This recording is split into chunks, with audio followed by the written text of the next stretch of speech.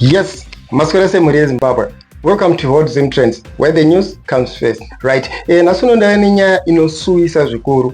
Kana une hama yako yakwira bhazi re-Urban Connect ringe richibva ku-Beitbridge rakananga kuHarare, ndinokurudzira kuti umufonere kana kuenda ku-district hospital yeku-Beitbridge. Because kutaura kuno kwandiri kuita bhazi iri raita head-on collision with a haulage truck yatoti magonyeti.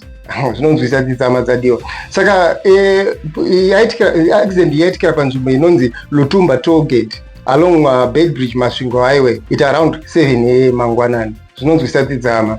Saka vatauriri vari kutaura kuti pafa vanhu vanosvika 17 ndo vafira pasport, asi 7 vangu vakanyanya kukuwara musoro vazofira kuchipatara. Zvinorwadza hama dzadiwa, right? Then 30 ava vakuwara zvakaipisa zvisingaiti, 12 of them vari muintensive care kutaura kwandiri kuita kunoko. Driver ndiye atyoko makumbo ese, asi conductor akuwara futi zvakaipisisa. Zvinorwadza hama dzadiwa. Tinokurudzirawo futi kuti madrivers vachairi vedu ngatifambewo zvakanaka pamugwagwa because tinorasikirwa neupenyu hwevanhu. Right? Vatauri vari kutaurawo vachiti bhazi ringe richibva kuBeit driver atrai kuovertake, then uyu driver wegonyeti haana kuziva kuti kune bhazi riri kuovertake, ndobva zvaita head on. Bhazi ringe gonyeti truck ringe rakatotakurawo 34 tons dzemagnesium. Zvinorwadza hama dzadiwa, right? Saka tinokurudzirawo madrivers, please let us exercise caution pamaroads. Tinorasikirawo nema innocent souls anenge ari mumabhazi. Upenyu hwevanhu hunenge hutori mumaoko enyu. Saka as I speak right now, the Civil Protection Committee, police nemasoldiers vatori paitika chiitiko ichi, vari kutsvaka kubvisa mabodies evanhu ari muwreckage yebhazi. Saka with me here are the pictures yebus accident rachona. There is a gonyeti truck and zvese zvaitika ipapa.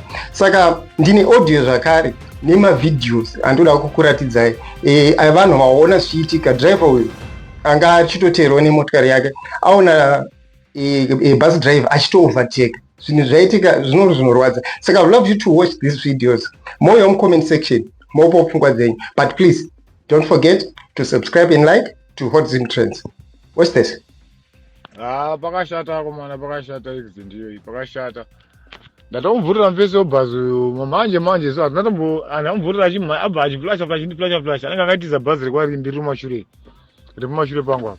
Ndiye andamuvhurira, andatombofamba kana 2 kilometers.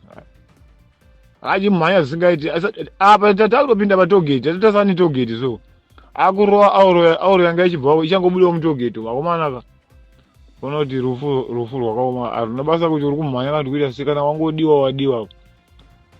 Manje pamberi pangu pandiri inini pane bhazi iroro nechikwantamu nerori neni anovatika manje katomuvhurira ripindako. Harinambotora kana time, hazvamboita kana tambofamba kana 2 kilometers.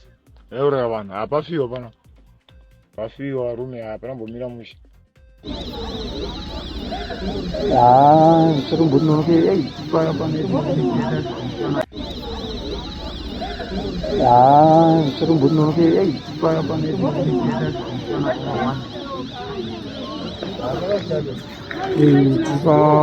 Lutumba.